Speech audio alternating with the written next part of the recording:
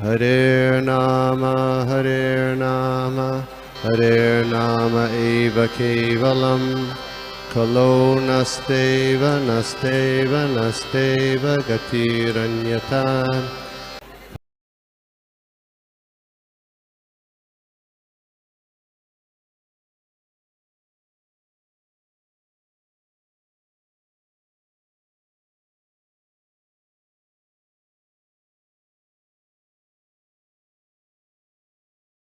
Okay, Hare Krishna and Danvat Pranam to everyone assembled here. And प्रभु ने थोड़ा बड़ा चढ़ा के बोल दिया है, लेकिन मेरे में कुछ लायकात नहीं है, पर उनकी कृपा से मैं कुछ कोशिश करूंगी बोलने की। तो आज का हम सेशन चालू करते हैं। पहले तो सभी वैष्णव को मेरा प्रणाम और आप सबसे मैं आशीर्वाद चाहती हूँ कि मैं कुछ बोल पाऊँ, क्योंकि ये जो टॉपिक है वो मेरे थोड़े बियॉन्ड माय कैपेसिटी है, और गोपी मनोहर ने मुझे ये अपॉर्चुनिटी दी कि मैं हिंदी में बोलूं, तो मैं ये कोशिश करूंगी, पर इंग्लिश में हम लोग आगे बढ़ेंगे। सो टुडे हमारे जो टॉपिक है वो है कैंटो 3 अध्याय 5 और श्लोका 15 से 17। तो ये विदुर टॉक्स विद मैत्रेय अध्याय का नाम है। तो before we start, as tradition, we will chant the invocation prayers. Om Namo Bhagavate Vasudevaya. Om Namo Bhagavate Vasudevaya. Om Namo Bhagavate Vasudevaya. Narayanam Namaskritya Naram Chaiva Narottamam Devim Saraswatim Vyasam Tato Jayam Tirayet Nashtaprayeshu Abhatreshu Nityam Bhagavata Sevaya Bhagavati Uttama Shloke भक्तिर्भवति नैष्टिकी कथंचन स्मृते यस्मिन् दुष्करं सुकरं भवेत् विस्मृते विपरीतां स्यात् श्री चैतन्यं नमाम्यहम्। Hare Krishna. So before we get into the shlokas, जो उनका background है वो थोड़ा समझ ले कि यहाँ कहाँ से हम यहाँ कहाँ से आए हैं। तो ये जो वार्तालाप है वो विदुर और मैत्रेय ऋषि के बीच में हो रहा है। जैसे दो वैष्णव मिलते हैं तो क्या होता है, बोधयन्त परस्परम। तो विदुर मैत्रेय ऋषि के पास आए हैं क्या सुनने के लिए, कृष्ण कथा, भगवान श्री कृष्ण की कथा उनको सुननी है। क्योंकि अब क्या हुआ है कि कृष्ण जी ये भूलोक से प्रयाण कर गए हैं, और विदुर जी महाभारत जब आरंभ हुआ और उन्होंने धृतराष्ट्र को उपदेश दिया, लेकिन जब सुने नहीं कोई तो वो धाम यात्रा पे निकल गए थे। और फिर जब वो वापस आए तो उन्होंने वो उद्धव जी से मिले, और उद्धव जी ने उनको न्यूज़ दिया कि अब कृष्ण जी यहाँ से लुप्त हो गए हैं। तो फिर उन्होंने थोड़ी बातें बताई और उन्होंने बोला कि मुझे बहुत सारी शिक्षाएं दी भगवान ने। तो बोले कि तो मुझे बताइए, आप, मुझे भी सुनना है कि जाने के पहले कृष्ण जी क्या बोले और क्या शिक्षाएं दी है। तो उद्धव जी ने बोला कि आप ना मैत्रेय ऋषि के पास जाके ये सुनिए, क्योंकि मैत्रेय ऋषि भी वहां मौजूद थे। तो फिर गए, वो हरिद्वार में थे, तो विदुर जी वहां चले गए मैत्रेय ऋषि से उपदेश सुनने के लिए। तो सवाल ये उठता है कि उद्धव जी ने ये क्यों किया, उनके पास सब ज्ञान था, तो फिर उद्धव जी ने क्यों विदुर जी को बताया नहीं? कोई बोल सकता है इसके बारे में? कोई बता सकता है कि क्यों उद्धव जी ने नहीं बोला और उनको मैत्रेय जी के पास भेज दिया? Someone can respond, please. हरे कृष्ण माता, हरे कृष्ण। Yes, क्योंकि yes, उनको भगवान कृष्ण से आदेश मिला था कि उनको बद्रिकाश्रम जाना है, एक चीज। He has instructed him to go to Badrikashram. ठीक है, ये कारण है। मर्यादा व्यतिक्रम। Yes, thank you Prabhu, this is what I was looking for। क्योंकि वो मर्यादा व्यतिक्रम है। क्या है, आपने ऑलरेडी सुन लिया है पहले लास्ट चैप्टर में कि जब हम वरिष्ठ वैष्णव का उल्लंघन करके अपना ज्ञान बांटने की कोशिश करते हैं तो वो मर्यादा व्यतिक्रम हो जाता है। और ये विदुर जी उद्धव के पिता के समान वो आयु के थे, तो उन्हें ये नहीं करना था। तो इसीलिए उन्होंने बोला कि मैत्रेय ऋषि आयु में और ज्ञान में मुझसे बड़े हैं, तो आप उनके पास जाके ये सुनिए। सो विदुर जी अब तक जो श्लोक हमने कवर किए हैं 14वां श्लोक तक, तो काफी क्वेश्चंस पूछ रहे हैं, प्रश्न पूछ रहे हैं। किसके बारे में? कृष्ण के बारे में। वो बोल रहे हैं कि मुझे कृष्ण का वैभव के बारे में सुनाइए। तो अभी हम आते हैं 15वां श्लोक, जो प्रभु जी, can you display, can you display the document if possible? Yeah, just a minute. Kunjeshwari is doing it. Kunjeshwari? Okay. Kunjeshwari Mataji, please, can you?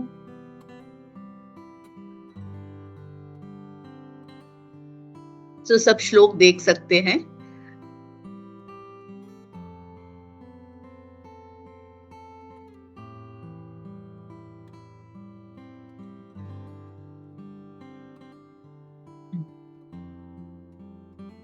Just a minute, Mata. Yeah, no problem. If one or two people can keep their camera on, then I will feel that I'm talking to somebody. Otherwise, if it's not possible, it's fine. Actually, Mata, most of us are in work, at work, office, at work. and no problem. Yeah. No problem. Absolutely no Sorry. problem. Then I don't mind. Absolutely. Okay. Okay. Can everyone see? Yes, Yeah, hopefully. Yeah. Okay. So 15 shloka,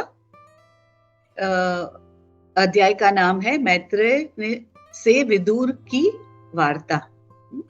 तो तदस्य कौशारव शर्म धातुर हरे कामेव कथासु सारम् उद्धृत्य पुष्पेभ्य इवार्त बंधो शिवाय न कीर्तय तीर्थ कीर्तते।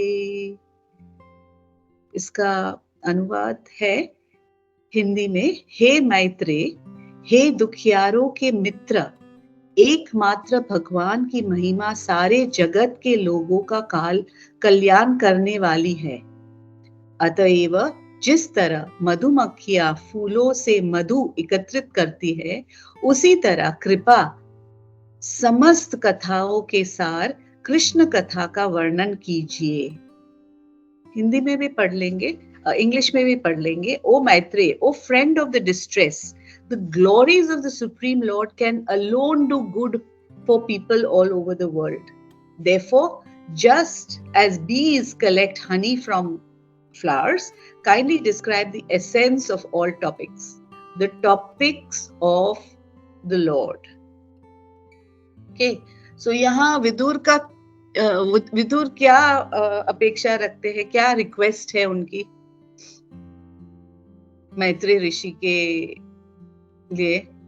क्या बोल रहे हैं, या ये जो श्लोक है उसका सार क्या है?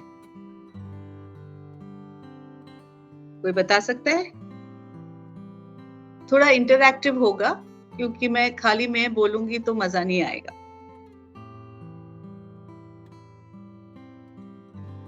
इसका सार क्या है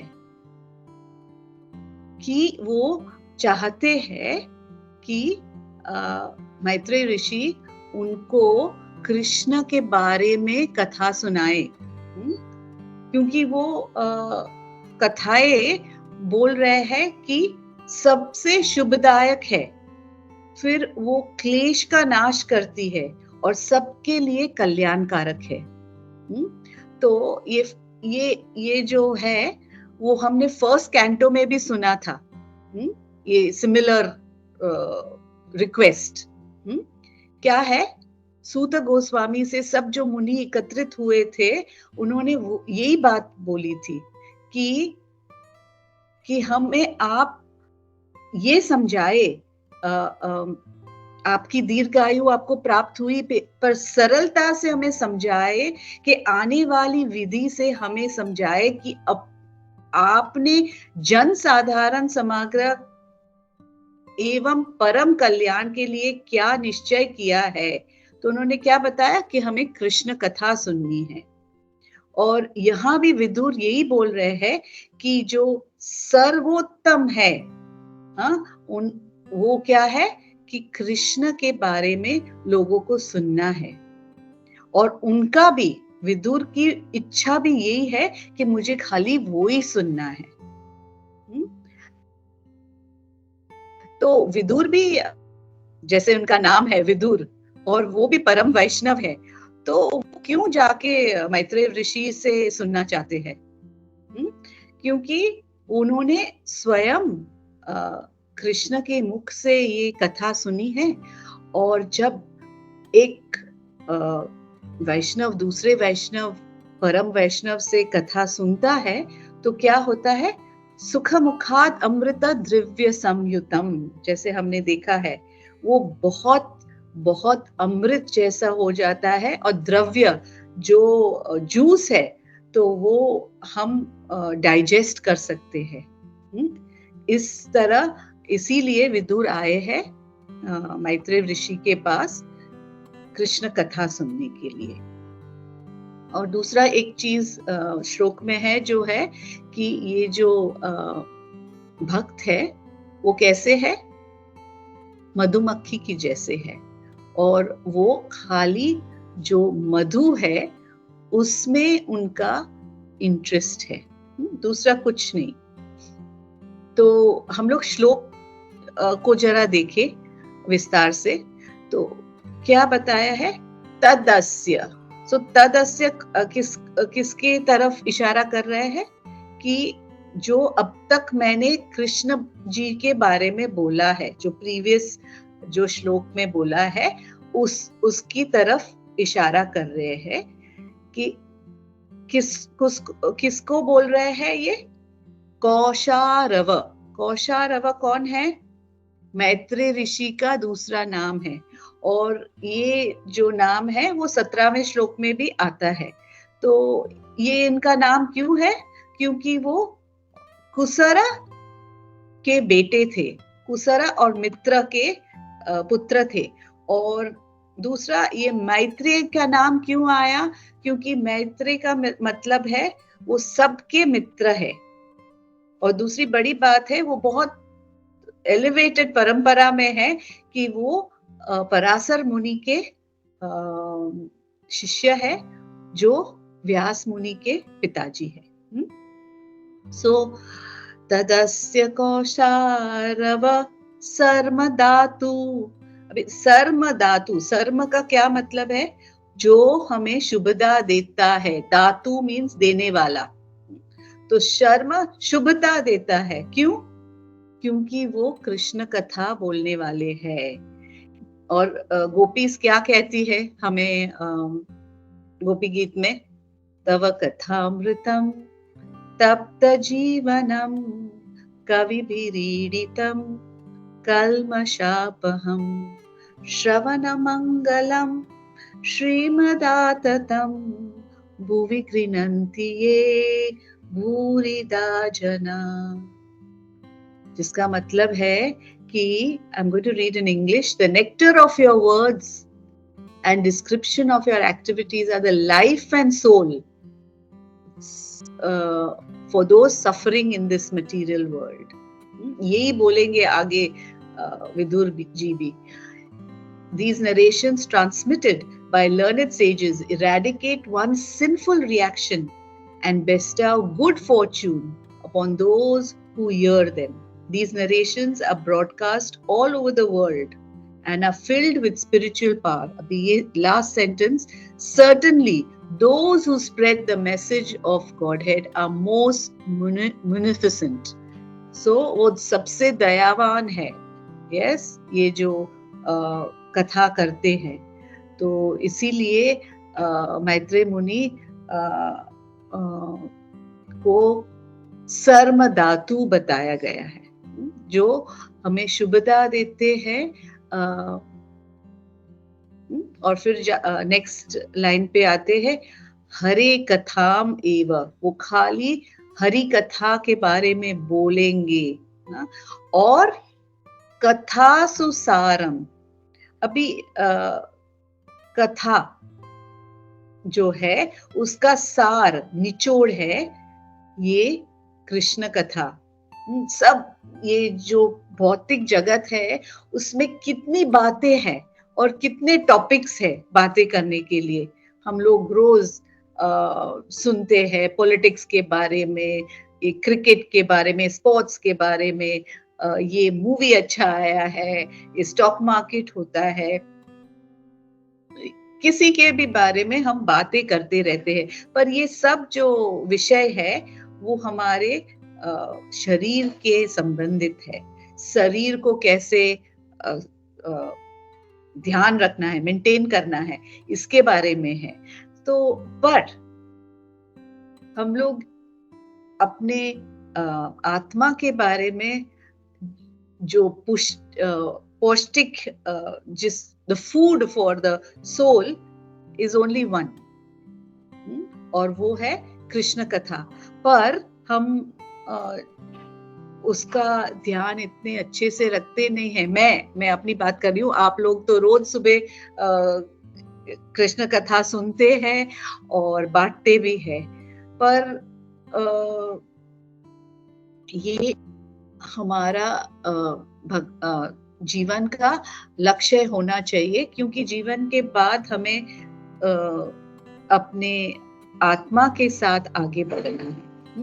तो श्रीला प्रभुपाद पपोट में दूसरा भी बोल रहे हैं कि ये जो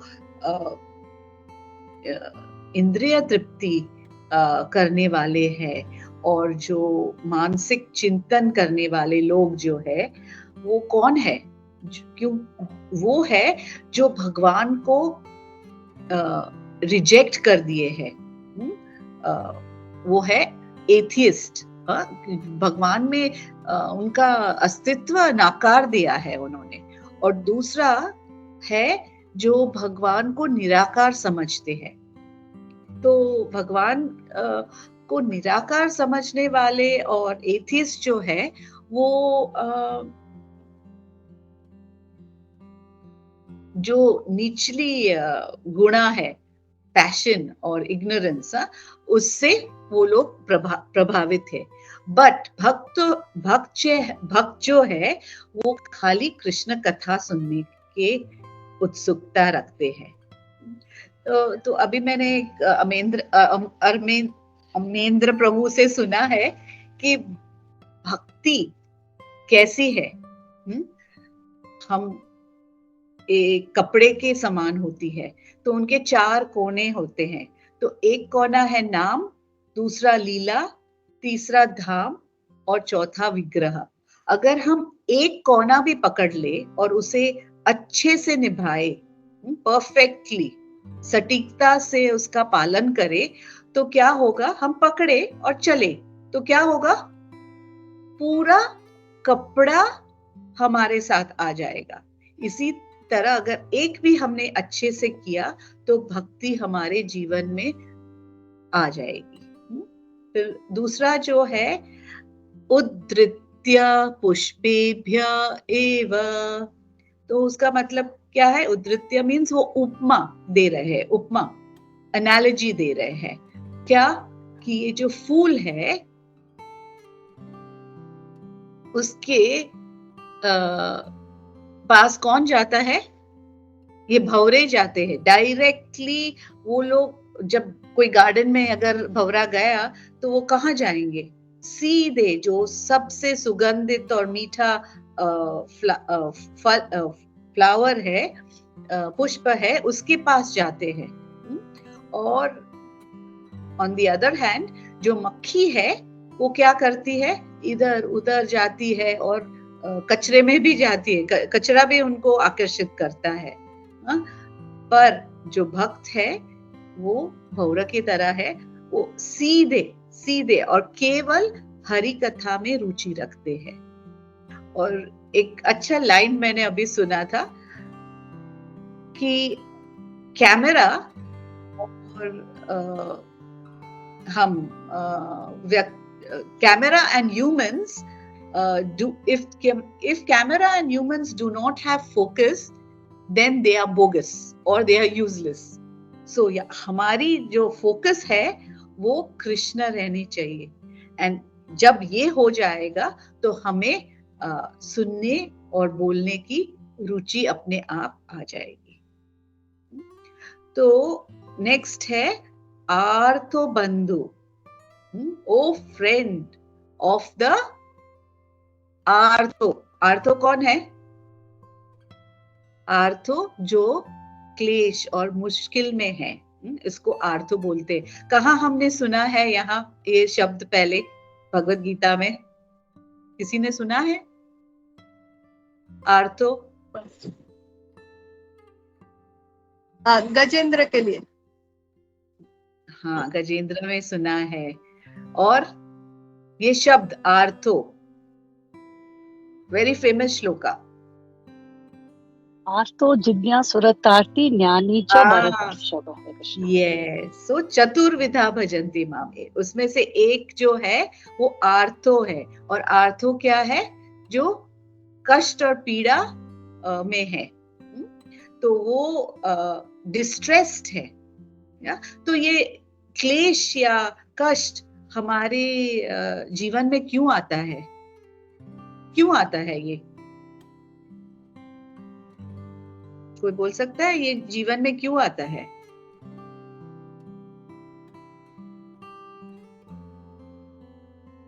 क्योंकि हम ये भौतिक जगत में हैं और ये भौतिक जगत का स्वभाव है कि हमें जो तीन आध्यात्मिक, आदि भौतिक और आदि दैविक क्लेश का सामना करना ही पड़ेगा। आध्यात्मिक जो हमारे शरीर और मन से हमें तकलीफ मिलती है, आदि भौतिक जो हमें दूसरे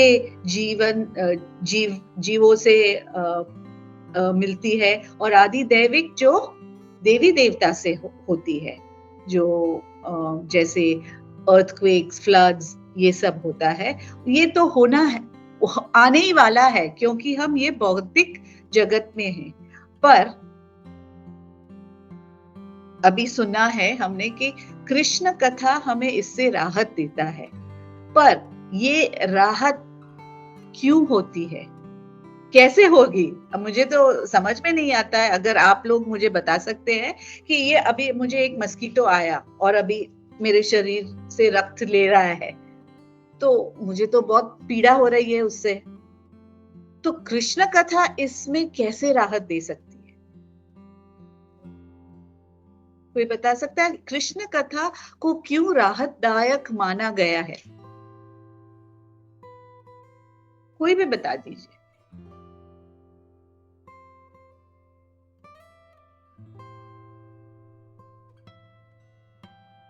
हम लोग सुनते हैं कि जिस फॉर हमें एक क्लेशों से राहत मिलेगी, पर क्यों? एक श्लोक में भी बताया है। माता जी, भगवान श्री कृष्ण के बारे में कथा श्रवण करने से हमारा जो शोक, मोह और भय है वो उससे मुक्ति मिल सकती है। कैसे? क्योंकि वे पूर्ण पुरुषोत्तम भगवान है, ये तो और केवल उनके बारे में श्रवण करने से यस्यम वै श्रूयमानानाम कृष्ण परम पुरुषे भक्तिरुत्पादते पुंसा सोखम भयापहा। मतलब उनके बारे में श्रवण करने से हाँ, निकल जाता है, ये सब कष्ट निकल जाता है। पर क्यों, कैसे? ये तो हम सुनते हैं कि कृष्ण कथा सुनने से ये सब काम, क्रोध, मोह, लोभ, मद मत्सर ये निकल जाएगा। पर कैसे, क्यों?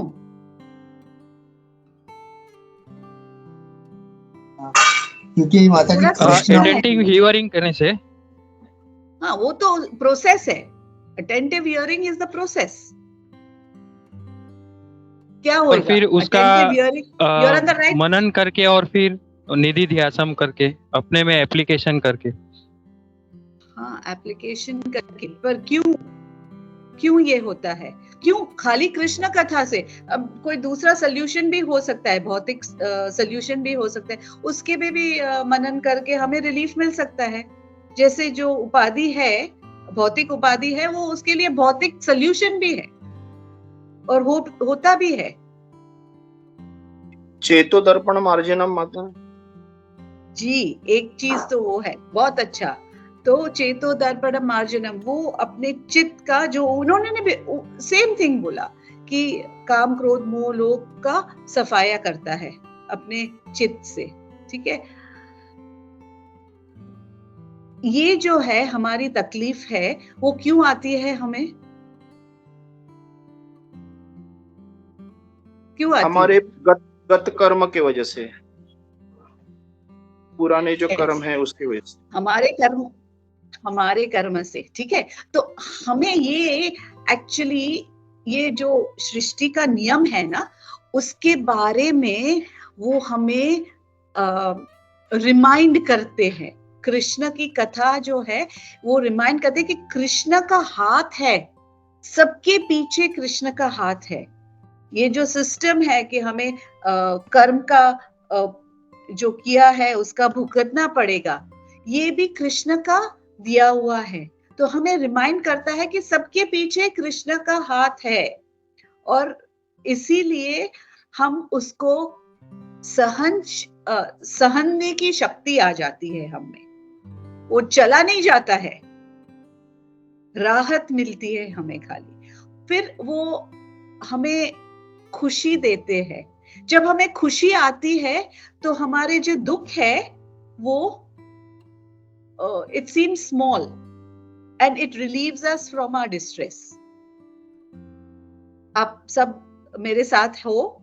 आप अग्री करते हो? ओके। सो जब वे हम भक्तों की मुख से प्योर, जब शुद्ध भक्त ये बारे में बोलते हैं तो क्या होता है? आपका अनुभव क्या होता है? कभी कभी हम सब कुछ हमारे जीवन में जो चल रहा है, दुख है, वो सब भूल जाते हैं, क्योंकि वो जो उनकी जो शुद्धता है, कॉन्शियसनेस है, उससे हमारी कॉन्शियसनेस मिल जाती है, और हम ये जो भौतिक कॉन्शियसनेस और ये द्वंद है उससे ऊपर जाते हैं, और हम जो रियल रियलिटी है उसको देख सकते हैं। तो इसीलिए हम भूल जाते हैं हमारे दुख और क्लेश। और फिर दूसरा है कि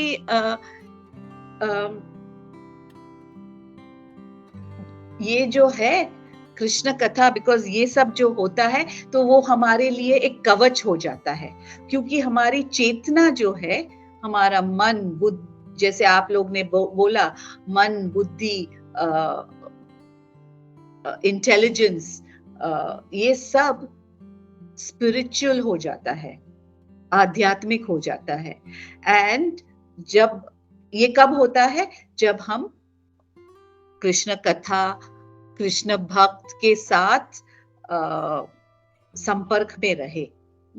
पर कभी कभी हम देखते हैं कि ये संपर्क में रहने वाले लोग भी गलती करते हैं। वो क्यों है? कि जो उनका जो मूड है वो सही नहीं है।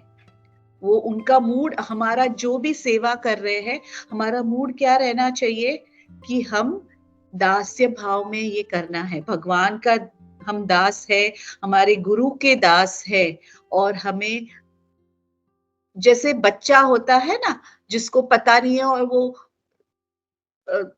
शुद्ध भाव से करना चाहता है, वो अगर होगा तो हम सुरक्षित महसूस करेंगे और ये जो भौतिक जगत है उससे बच के रह सकते हैं। सर्व उपाधि विनिर्मुक्ता, हमें सब हमारी उपाधि, हमारे डेजिग्नेशंस जो है वो छोड़ छाड़ के सेवा में लगना चाहिए। तो जैसे राजा है, पॉलिटिशियन है, उनको हमेशा डर रहता है कि ये मेरा सीट चला जाएगा, पर कृष्ण कथा जब सुनते हैं तो इट बिकम्स लाइक अ कवच, या यू कैन से अम्ब्रेला हो जाता है हमारे लिए कि ये बौद्धिक जगत से की कठिनाइयों से हम उनको महत्व न दे के हम हमारी जो कॉन्शियसनेस है उसको, चेतना जो है, हम ऊपर ले जा सकते हैं और ऊपर से देख सकते हैं। तो मटेरियल प्रॉब्लम्स ऑलवेज आते रहेंगे और may be you will find material solutions also, पर अगर हमारी चेतना आध्यात्मिक है तो ये जो भौतिक समस्याएं है वो रहेगी ही नहीं, क्योंकि वो हम we are looking at it from a higher consciousness. Yes, जो हम लोग invocation prayers बोलते हैं उसमें क्या है, नष्ट प्रायेषु अभद्रेषु नित्यम भागवत सेवाय, वो नष्ट हो जाएंगे जो अभद्र है हमारे कॉन्शियसनेस में, वो नष्ट हो जाएगा। तो उसके बाद हम आते हैं श्लोक पे, शिवाय न कीर्तय। तो वो बोल रहे हैं कि आप ये कथा के बारे में बताए, कीर्तन कीजिए जो शिवाय है। शिवाय का मतलब अगेन शुभ, जो शुभ है। और फिर तीर्थ कीर्ते, ये तीर्थ क्यों माना गया है, ये कृष्ण कथा को तीर्थ क्यों माना गया है? क्योंकि तीर्थ का मतलब है जो नदियां है, जो तालाब है, जो हम धाम में जाते हैं तो वहां स्नान करते हैं तीर्थ में। तो क्या करते हैं, क्यों स्नान करते हैं? क्योंकि हमारे जो पाप है वो धुल जाए और हम शुद्ध हो जाए। पर क्या होता है उसके बाद, फिर से हम वही कार्य करने लगते हैं और फिर वो पाप फिर से अर्जित हो जाते हैं हमारे में। तो ये जो कृष्ण कथा है वो भी वैसे ही करते हैं, पर वो दूसरा एक स्टेप आगे जाता है। कृष्ण कथा क्या करता है, वो अपना चित्त तो साफ कर ही देता है, लेकिन जो हमारी प्रकृति है, जो प्रोपेंसिटी है कि दूसरी बार वो ही रिपीट करते रहे, वो भी साफ कर देता है। जैसे वो नेक्टर ऑफ डिवोशन में बताया है कि वो जो सीड्स है, वो बीज जो है, पाप करने की वृत्ति जो है, उसको रोस्ट कर देता है, तो वो फिर से उत्पन्न नहीं होंगे। ठीक है।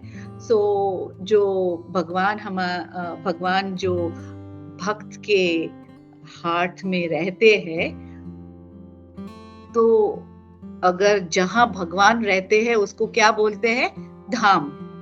तो अगर भक्त जहां जाए वो धाम हो जाता है, और जो वो बोले वो भी धाम हो जाता है, तीर्थ हो जाता है। जैसे हम लोग ने सुना है, तीर्थी कुर्वन्ति तीर्थानि स्वन्तः स्तेन गदाभृता। ओके, तो वो भी इसीलिए तीर्थ का नाम दिया है।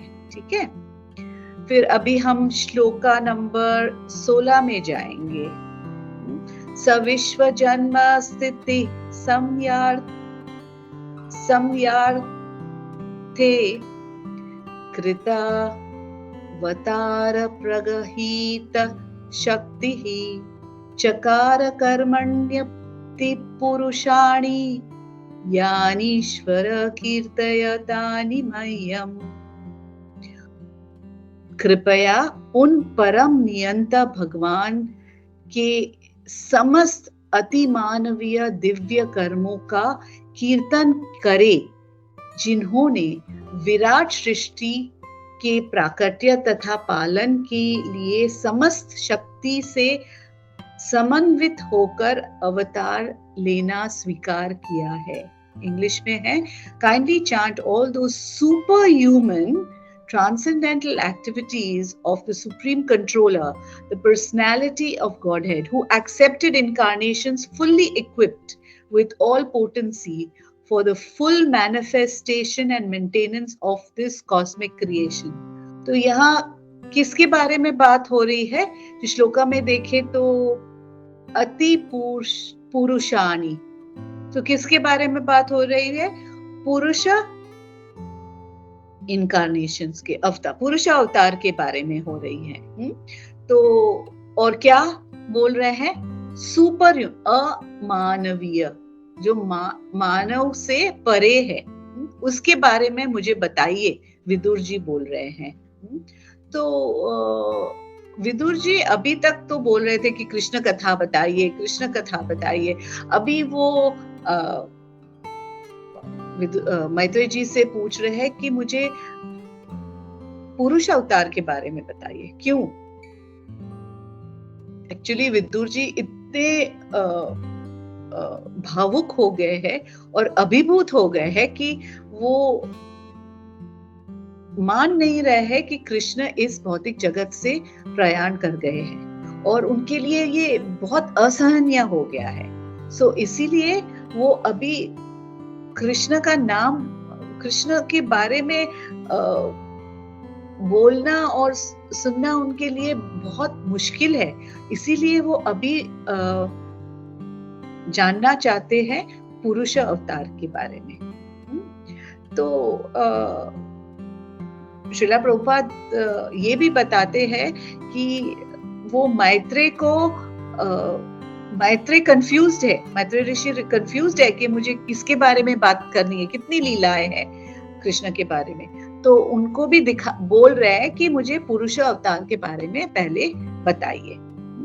तो कृष्ण जब यहाँ आते हैं वो मानव रूप में आते हैं, तो वो आते हैं मानवीय रूप में, पर लेकिन बहुत सारी अमानवीय लीला करते हैं।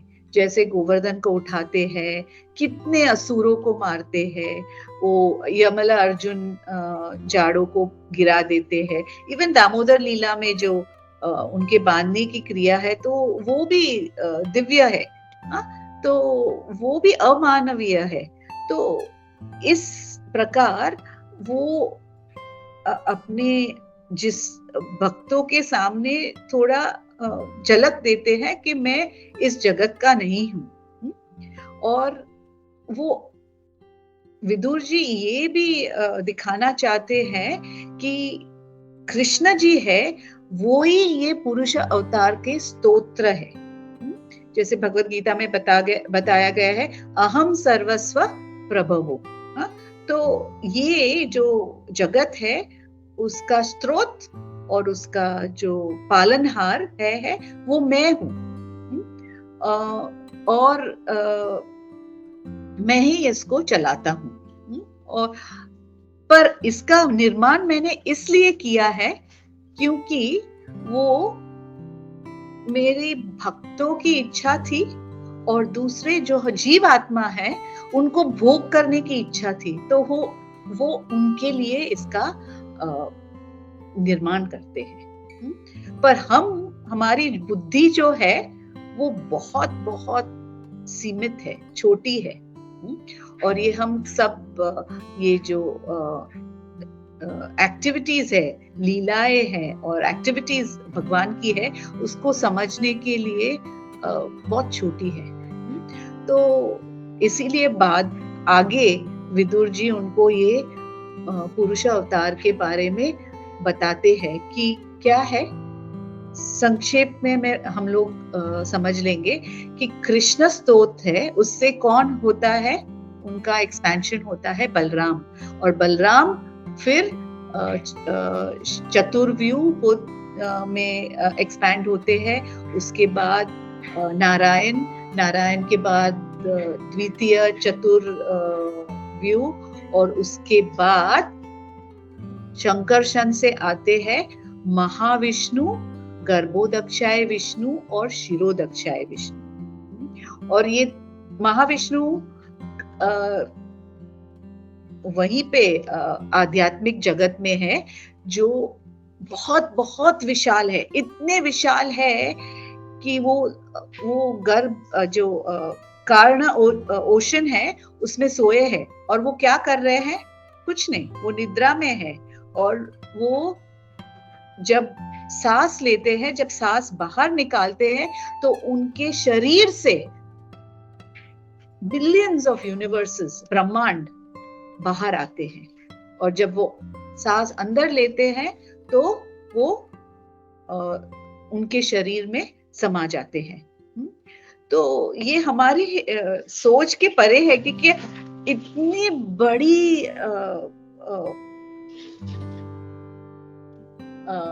शरीर हो सकता है जिससे ब्रह्मांड निकलते हैं, पर भगवान इतने बड़े भी हो सकते हैं और सबसे छोटे भी हो सकते हैं। जैसे वो जब ये ब्रह्मांड आते हैं तो पहले वो सभी ब्रह्मांड में प्रवेश करते हैं। किस रूप में? गर्भोदक्षाय, गर्भ है वो, हमारे लिए गर्भोदक्षाय विष्णु की तरह प्रवेश करते हैं, और फिर उससे विस्तार होके वो शिरोदक्षाय विष्णु बन जाते हैं। और ये शिरोदक्षाय विष्णु है वो वहाँ दूध का समुद्र है, उसमें है, और वहीं पे सब देवी देवता भगवान को मिलने जाते हैं या निवेदन करने जाते हैं जब वो मुसीबत में है। तो ये शिरोदक्षाय विष्णु सबसे छोटे भी बन जाते हैं, और वो एक एक कण में एंटर करते हैं ये भौतिक जगत के। तो और फिर ये सब जो मेंटेन करना है वो सब भगवान करते हैं। इसलिए भगवत गीता में क्या बताया गया है? उपद्रष्टा अनुमंता च भर्ता भोक्ता महेश्वर परमात्मेति चाप्युक्तो देहेस्मिन् पुरुषो पर। One must accept God as a person. जब हम ये भगवान को पुरुष या व्यक्ति के से व्यक्ति है ये समझे, तो हम उनकी जो ये अमानवीय क्वालिटीज है उसको समझ सकते हैं, और हमारा जो संबंध है कृष्ण के उसे भी समझ सकते हैं। उसके अदरवाइज हम हमारे बुद्धि के परे है ये। तो क्योंकि हम लोग ये भौतिक जगत में किसको रिस्पेक्ट देते हैं, सम्मान किसको देते हैं? जो बड़े नियंत्रक है, जो कंट्रोलर है। तो भगवान तो सबसे बड़े नियंत्रक है, तो इन्हें तो हमें हमारा समर्पण होना चाहिए, हमारा रिस्पेक्ट मिलना चाहिए, और हमें समझना चाहिए कि हमारा कर्ता भर्ता सिर्फ कृष्ण और कृष्ण है। और फिर हमें ये भी समझना चाहिए कि ये जो कृष्ण की उपस्थिति से सब जागृत हुआ है, जैसे महतत्व जागृत हुआ है महाविष्णु से, ये गर्भ हुआ है गर्भोदक्षाय विष्णु से, और हम जो जीवित है और चिंतन है, हमारे में चेतना है, वो परमात्मा के प्रेजेंस से हुआ है। सो भगवान का जो नियंत्रण है वो छोटे लेवल पे भी है और बड़े लेवल, मैक्रो लेवल पे भी है और माइक्रो लेवल पे भी है। फिर एक और क्वालिटी विदुर की जो है ये श्लोक में बाहर आती है, जो प्रभुपाद अपने तात्पर्य में पहली लाइन में बताते हैं कि वो उत्सुक है कृष्ण के बारे में सुनने के लिए। सो हमें कोई भी स्थिति है, हमें ये कृष्ण कथा को छोड़ना नहीं चाहिए और हमें पूछना चाहिए अपने आपको कि क्या हम कृष्ण कथा सुनने के लिए आतुर है, उत्सुक है। क्योंकि नेक्टर ऑफ इंस्ट्रक्शन में क्या, उत्साह निश्चया धैर्य तत्त कर्म प्रवृत्ति। उत्साह सबसे पहली क्वालिटी है जिसे हमें अर्जित करनी है। कभी कभी हमारा उत्साह कम हो जाता है, हाँ कि ना, कि सबका उत्साह रहता है। आप लोग में बी नॉट, बट मेरा उत्साह कभी कम हो जाता है, कभी बढ़ता है। सबका हाल ये है कि आप बढ़ते ही जाते हैं उत्साह में, हाँ कि ना, तो बोल सकते हैं कोई। माता जी कभी कम कभी ज्यादा होता है ना। तो भक्ति विनोद ठाकुर इसके बारे में बोलता है, जब तक हम निष्ठा के स्तर पे नहीं आ जाते तब तक ये जो लहर है ऊपर नीचे होती रहेगी हमारी भक्ति में।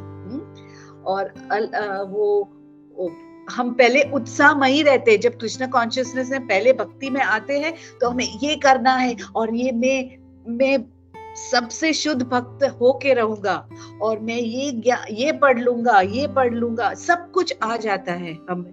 पर धीरे धीरे वो उत्साह की लहर कम हो जाती है। फिर कभी कभी ऐसे उत्साह आता है और कभी कभी हम थोड़े आलसी भी हो जाते कि आज नहीं करना है मुझे, हाँ, वो भी हो जाता है। मेरे साथ तो होता है। फिर वो होता है व्युध विकल्प बोलते हैं कि हमारा जो उत्साह है, वो जो हमारा संशय आ जाता है मन में, उससे कम हो जाता है। कभी कभी लगता है कि इतने साल से हम चैंटिंग कर रहे हैं, इतने साल से कुछ फायदा हुआ है कि नहीं, कि ये सब अमानवीय ये सच है कि नहीं, ये संशय आ जाता है। उससे हमारा उत्साह कम हो जाता है। फिर हमारी जो वृत्ति है भोग करने की, उसमें और भक्ति करने में जो internal there is a tug of war, विषय संग्रह, कि हमें ये भी चाहिए वो भी चाहिए, और इससे हमारा उत्साह कम हो जाता है। और फिर जब हम नियम के अनुसार करने की कोशिश करते पर पूरा सटीकता से नहीं करते, तो इसीलिए हमें कभी कभी प्रैक्टिस, क्योंकि हम परफेक्टली नहीं करते तो भी उत्साह कम हो जाता है। और ये जो दूसरा लास्ट में बताते हैं वो तरंग रंगिनी, क्योंकि हमारी जो वृत्ति है वो धन दौलत, प्रतिष्ठा, रिकग्निशन, ये सब में लगी हुई है और बहुत सूक्ष्म है, इसको निकालना बहुत मुश्किल है। तो हमें कुछ भी हो, ये सब होता रहेगा जब तक हम निष्ठा के स्तर पे नहीं पहुंचेंगे। इसीलिए हमें ये जो प्रोसेस है, इस पे श्रद्धा रख के आगे बढ़ना है, उत्साह, जैसे विदुर जी दिखाते हैं कि ये उत्साह के साथ हमें सुनना है, बोलना है और चैंटिंग करना है, जपा करना है अपना। लास्ट श्लोका मैंने थोड़ा टाइम ले लिया, लेकिन जस्ट 5 मिनट में खत्म कर लेंगे हम। शिशुक उवाच स एवं भगवान पृष्ठ शत्राकोसारवो मुनिः पुंसां निःश्रेयसार्थेन तम आह बहुमान्य मानयन्। इसका हम सुखदेव गोस्वामी ने कहा, विदुर का अत्यधिक सम्मान करने के बाद विदुर के अनुरोध पर समस्त लोगों की महंतम कल्याण हेतु महर्षि मैत्रेय मुनि बोले। तो अभी वो बोलना चालू करेंगे नेक्स्ट श्लोक से। सो मैत्रेय ऋषि इज फर्स्ट थिंग जो बोलते हैं, उनका आदर किया, उनको सम्मान दिया, और फिर वो बोले जो सबके लिए शुभदायक है। तो तात्पर्य जिस पढ़ लेंगे, महर्षि मैत्रेय मुनि को यहाँ पर भगवान कहा गया है। क्योंकि विद्या तथा अनुभव में वे सामान्य मनुष्य से आगे बढ़ चुके हैं, अतः विश्व के लिए महानतम सेवा का उनका चुनाव प्रामाणिक माना गया है। संपूर्ण मानव समाज की समग्र कल्याण सेवा तो भगवान की भक्तिमय सेवा है, और विदुर के अनुरोध पर मुनि ने उसका बहुत ही उपयुक्त रूप से वर्णन किया। तो एक छोटा सा कोट है श्रीला प्रभुपाद का कि वैष्णव सिद्धांत के हिसाब से भक्त, शुद्ध भक्त को नारायण के समान माना जाता है। So according to Vaishnava philosophy, a devotee is as good as Narayan, not by becoming Narayan, but becoming the most confidential servant of Narayan. Such great personalities act as spiritual masters for the benefit of the people in general. And as such, a spiritual master who is preaching the glories of Narayan should be accepted as Narayan and should be given all respect to him. इसीलिए हम अपनी व्यास पूजा और भक्तों का भगवान के जैसे आदर करते हैं। तो इसी के साथ हम यहाँ विराम लेंगे और मैं मेरी वाणी को यहाँ बंद करूंगी। आपने बहुत शांति से सुना है, और मेरी जो गलतियां हैं उसको प्लीज माफ कर देना। अगर कुछ अच्छा लगा वो हमारे आचार्यों के आशीर्वाद से मैं बोल पाई। हरे कृष्णा। हरे कृष्णा माता जी। हरे कृष्णा। हरे कृष्णा माता जी, दंडवत प्रणाम आपको और लाल कृष्ण प्रभु जी को, और सभी भक्त यहाँ पे हैं, सभी को दंडवत प्रणाम। सॉरी गोपीनाथ प्रभु जी, मेरा थोड़ा बीच में बोल रहा था। माता जी आपने बहुत सुंदर आज के इस प्रवचन के माध्यम से जो इतना अच्छा हमें समझाया श्रीमद् भागवतम के बारे में, और उसमें भी हमें किस तरह जो ये भगवान की कथा है वो किस तरह हमारी केवल अनर्थ निवृत्ति नहीं करती, लेकिन वो पुनः उसकी जो वृत्ति है वो भोगने की वृत्ति को भी वो समाप्त करती है श्रीमद् भागवतम की कथा, और जो हमारे जीवन में अभद्र है उनको भी वो नष्ट करती है। बहुत सुंदर रूप से आपने माता जी समझाया, और आपने अमरेंद्र प्रभु जी के भी जो एग्जाम्पल से आपने समझाया कि कैसे कपड़े के चार कोने हैं, उसी तरह हमें भगवान का नाम, भगवान का लीला, भगवान की लीला, भगवान के विग्रह और भगवान के धाम में यदि हम रुचि रखेंगे तो हमारी भक्ति बढ़ेगी। आपने विदुर जी के बारे में भी बहुत सुंदर समझाया कि उन्होंने किस तरह धैर्य से मैत्रेय मुनि से श्रवण किया और उत्साह से श्रवण किया, वैसे हमें करना चाहिए। और मैत्रेय मुनि जी के बारे में भी आपने बहुत सुंदर भी बताया। और अंत में जैसे तात्पर्य में जो श्रील प्रभुपाद जी का भी आपने कोट समझाया कि कैसे भगवान के शुद्ध भक्त जो होते हैं वो भगवान नारायण के जैसे ही गुण रखते हैं। तो धन्यवाद माता जी, साधु साधु, बहुत अच्छा आपने समझाया। हरे कृष्णा, दंडवत प्रणाम माता जी आपको और सभी भक्तों को। धन्यवाद गोपी मनोहर प्रभु जी। हरे कृष्ण।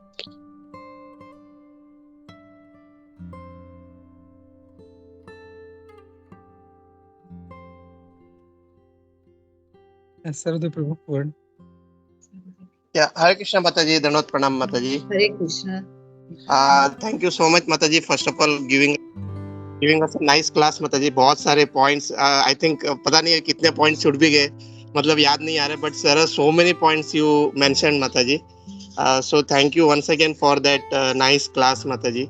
माता जी मेरा सिर्फ एक छोटा सा सवाल था कि हम ऐसा सुनते हैं ना हमेशा कि जब भी हम भक्ति में आगे बढ़ते हैं, मतलब हम जब भगवान की कथाएं या भगवान का जब ये सब सुनते हैं तो हमारे अंदर से जितने भी मैल है, मतलब जितने भी द्वेष भावना, ये सब हमारे अंदर से कम होता है।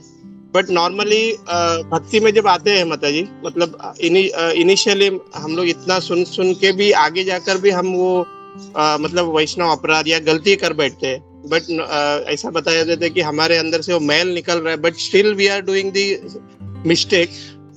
नॉर्मली ऐसा मतलब भक्ति से, मतलब जो भक्ति में नहीं है उससे ज्यादा हम लोग गलतियां कर बैठते हैं माता जी भक्ति में आने के बाद।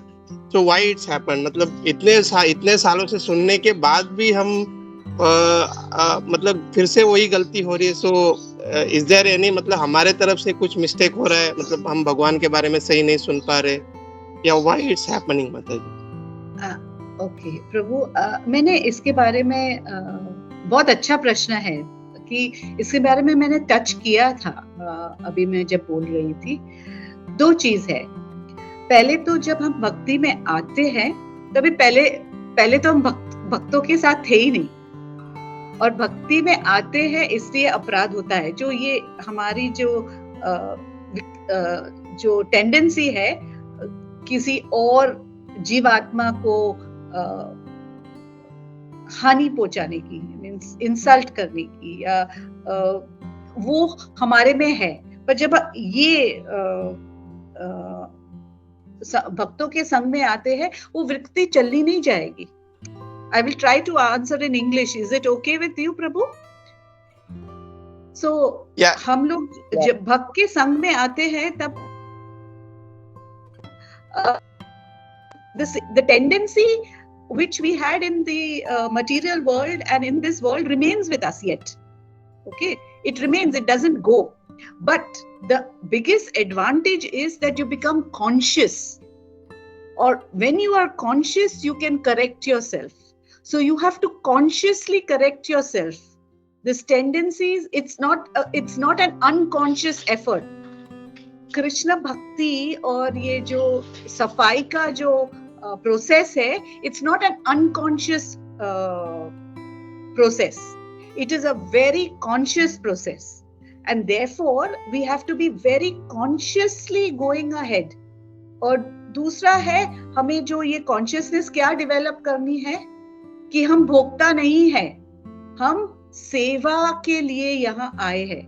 क्योंकि हमारी ये जो टेंडेंसी है ना कि we are the enjoyers, we have to enjoy and everyone has to, we are the centre of everything. एक दूसरी बहुत अच्छी I would like to share कि हमें लगता है कि हमें हमारा जो भोग करने की वृत्ति है वो कहाँ बसी है। This lust is in the senses and in the mind, but actually उसका कारण क्या है?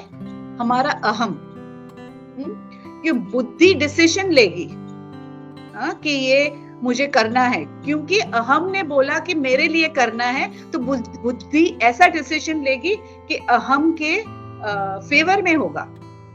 फिर मन भी क्या करता है? संकल्प करता है कि वो संकल्प करेगा कि ये जो डिसीजन बुद्धि ने लिया है वो अहम के फेवर में, तो वो मैं भी वो संकल्प लूंगा।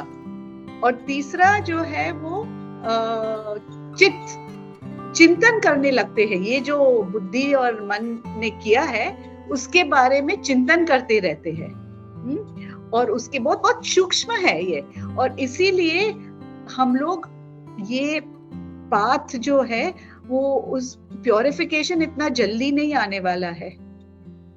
संघ में दूसरे जो भक्त है उनका क्वालिटीज देख के हमें बहुत कॉन्शियस एफर्ट डालना पड़ेगा इसमें। इसके बिना नहीं होगा। No, it is a struggle. Amarendra Prabhu बोल रहे थे, it is a struggle, a very great struggle, but in the end it is a sweet struggle. It's a very sweet struggle, and we will see the results later. When you compare yourself with other people outside, you will see the results.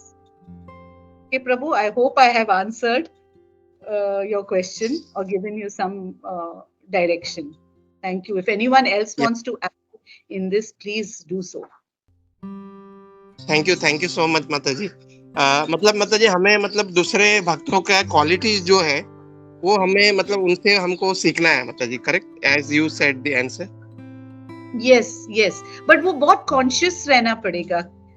First of all, you become conscious when you come into the Sangh and you listen to Shastra. ना वो हम लोग conscious हो गए. पहले आप conscious थे क्या? नो माता जी. पहले आपको ये कॉन्शियसनेस ही नहीं थी कि मैं गलत कर रहा हूँ. अगर भौतिक लोगों को देखेंगे तो वो कॉन्शियसनेस ही नहीं है कि मैं गलत कर रहा हूँ. ये तो सही है, मैं अपने आप के लिए कर रहा हूँ, सही है ना. पर अब हमें correct. अभी वो चिंतन होने लगा है कि मैं ये गलत कर रहा हूँ. वो सबसे बड़ा फर्स्ट स्टेप है और फिर वो सुधारने की कोशिश करनी है. Thank you so much mata ji. Thanks once again माता जी. हरे कृष्ण.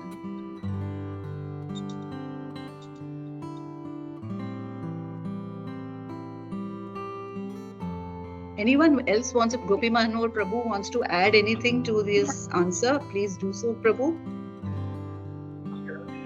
हरे कृष्ण माता. नो माता, वेरी वंडरफुली यू आंसर. बहुत अच्छे से आपने जवाब दिया एंड इतना सारा पॉइंट्स ऐड किया. तो मतलब इवन आई हैड सीन बहुत से लोग हैं यार for many years into Krishna consciousness, लेकिन इतना बेसिक लेवल पे उनका रिएक्शंस होता है and they are still not improve. They are still into that jealousy, enviousness and ये सब. तो why is that? Because they are not taking proper association. मतलब एसोसिएशन मतलब खाली जाना है, मंदिर जाना है, वापस आना है. बट व्हेन बोलते ना, when you rub the shoulders with the devotees और अच्छे devotees, pure devotees, then you get their qualities. And जैसे माता जी आपने बहुत अच्छा पॉइंट बोला माता जी कि we need to be conscious. I've seen many devotees, they are not even conscious, but they just act like जैसे मन में आया, they keep acting. So we need to be conscious and we need to be alert. Especially जैसे आपने बोला भक्त संघ में है तो हम लोग को बहुत ज्यादा हम लोग को ध्यान देना चाहिए. So wonderful point. It's like a double-edged sword, as it is said. Yes. वो हमें ये सब हमारा जो अभद्र है वो भी काटेगा, पर हमें भी काट सकता है. मतलब हमारे अशुद्धता को काटेगा, लेकिन if we are not careful, even we can be sliced. So we need to be very careful.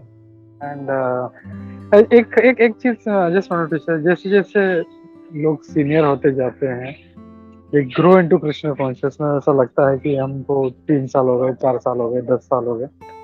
Then they stop being conscious कि मुझे क्या करना है, कैसे करना है.